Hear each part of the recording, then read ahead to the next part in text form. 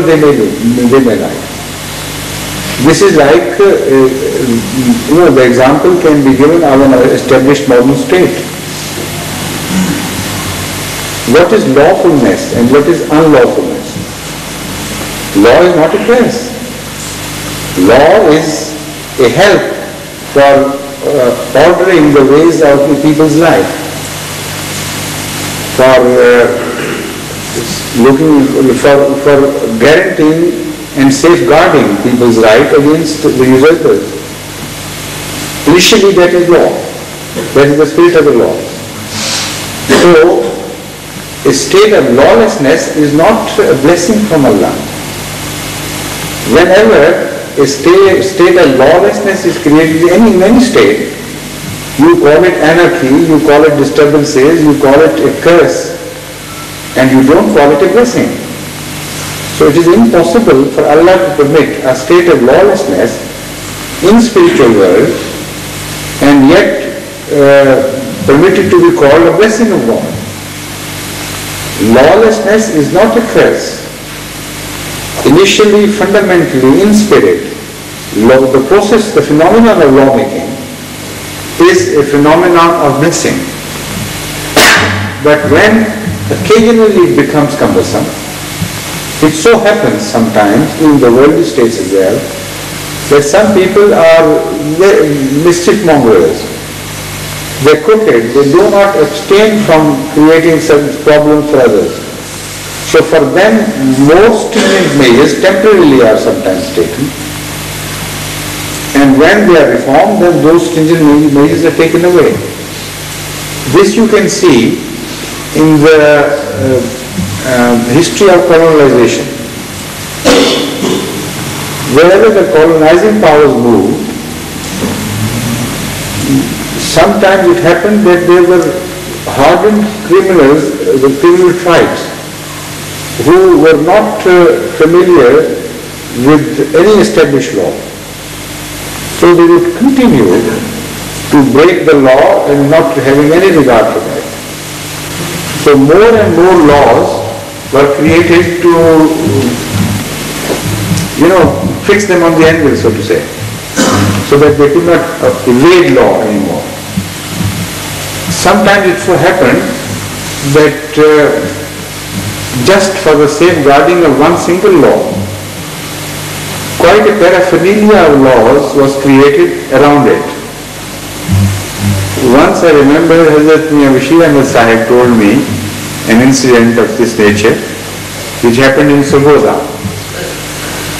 The British, during the British Raj, of course, the Deputy Commissioner was an Englishman, and he faced the problem of rustling and cattle theft, etc.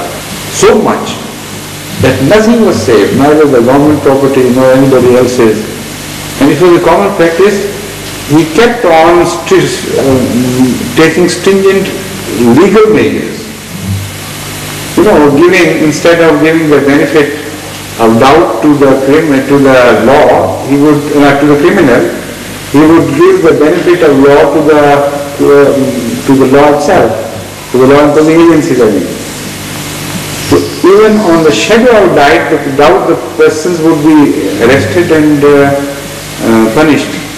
Still it would not create results. Somehow or the other, they evaded this as well. So ultimately, he arrested some ringleaders and told them, look here, from now on, the law finishes. There is no law on your part and there is no law on my part. So you move the Privy Council, whatever you do, write letters against me to the British government, but as long as I am here, for me there is no law, because there is no law for you. So whomsoever I please I am going to punish. So sometimes this happens. Also in the religious world, laws are created not as a curse but as a blessing.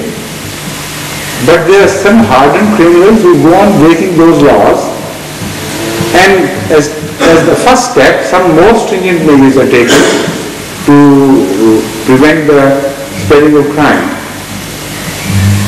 But when people ignore those measures, then the punishments from Allah come and they know no law.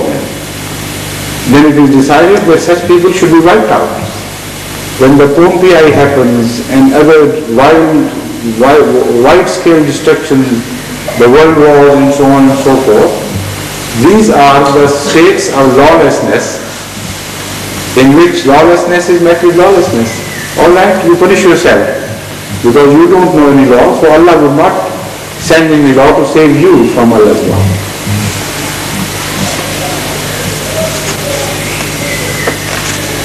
So it says, فَإِنَّ اللَّهَ شَدِيدُ الْعِقَابِ. Once you have changed Allah's favors by changing what is within you, here again I'm sorry, there is one place where I had picked where actually Ni'mat Allah was mentioned as the object of change.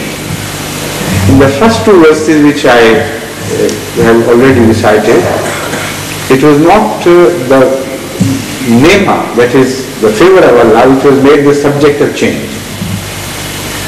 It was what was within them which was changed, for which they were punished. In this verse, a different situation is depicted by the Holy Quran. It says, Sal Bani Israila kam atainahum min ayatin bayyina وَمَنْ يُبَدِّلْ نِعْمَةَ اللَّهِ مِنْ بَعْدِ مَا جَاءَتْهُ فَإِنَّ اللَّهَ شَدِيدُ الْعِقَابِ. This is a completely different subject and it should not be confused with the one we have been discussing. So I have selected this verse which when I explain would tell you that my categorical statement, the previous statement, still holds good. That as far as the name of Allah is concerned, that is favors of Allah, they are not changed, the people change within and then Allah's punishment takes over them. Allah's punishment befalls them. But here, apparently there is a slight deviation from this. The Holy Quran says, ask Bani Israel, the Israelites, how many our glittering sign have we given them? Ask the children of Israel, how many a clear sign have we given them? But whoso changes the gift of Allah after it has come to him, surely then Allah is severe in punishment. Here the favor of Allah is the verses revealed. Here ayat doesn't mean ordinary favors, because the word nema here is not used, atainahum min nematin. It says atainahum min ayatin bayyina. وَمَنْ يُبَدِّلْ نِعْمَةَ اللَّهِ مِنْ بَعْدِ مَا جَاءَتْهُ فَإِنَّ اللَّهَ شَدِيدُ الْعِقَابِ. Here the process of interpolation of religion is mentioned. Once Allah has revealed a religion and people begin to interpolate that message and bring about changes in the book, there actually the changes are brought about. You can see different things from what they were originally revealed. So here Allah has changed the style. Instead of saying Nod Anfusihin, Allah tells us categorically that sometimes, as far as the revealed messages of God are concerned, people do change them. And you see a distorted version. Now that is a very big crime.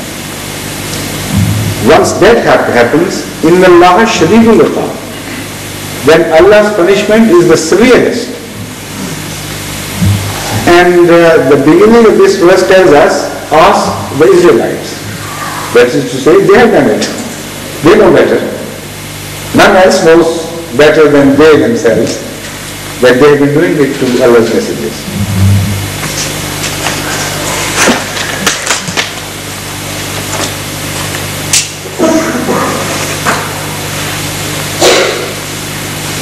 Now this is further clarified that when they change the favor, it is the message of God in fact. And it is the faith turned into rebellion, the faith turned into infidelity or faith turned into rejection of messages, this is what Allah means here. Because here it has been made very clear in Ibrahim 29.